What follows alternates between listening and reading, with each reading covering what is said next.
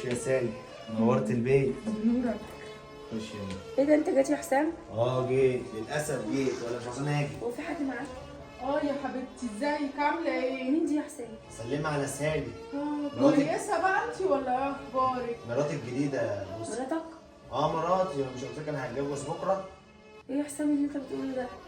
إيه ازاي اللي هو؟ تتجوز عليا وانا عملت لك ايه عشان تتجوز عليا؟ انا محتاج واحده يا ست تشوف طلباتي، محتاج واحده تخدمني، محتاج واحده اطلب منها حاجه تعملها. وانا قصرت معاك في ايه طيب يا حسام؟ انت بتعملي ايه يا ماما؟ انت عاميه يا ماما. وانا عشان انا عاميه تعمل معايا كده؟ طب اعمل ايه؟ انا واحد محتاج اتجوز واحده تخدمني، ما انا هفضل انا اللي اخدمك؟ بس انا حاسه ان الصوت ده انا سمعته في اوضتك قبل كده. يا دي الليله السوداء، انت عاوزه مني ايه؟ انا بقول لك انا لسه متجوزه ومش عاوز نكد، مش عاوز اي. يعني ايه مش عايز اي نكد؟ وانا مش من حق ان انا اقول لك انت اتجوزت عليا ليه؟ لا انت عارف انا اتجوزت عليك ليه؟ عشان انت ما بتشوفيش. انا كنت فاكراك ان انت بتهزر مش بتتكلم بجد. ههزر ليه يا ماما؟ ههزر ليه؟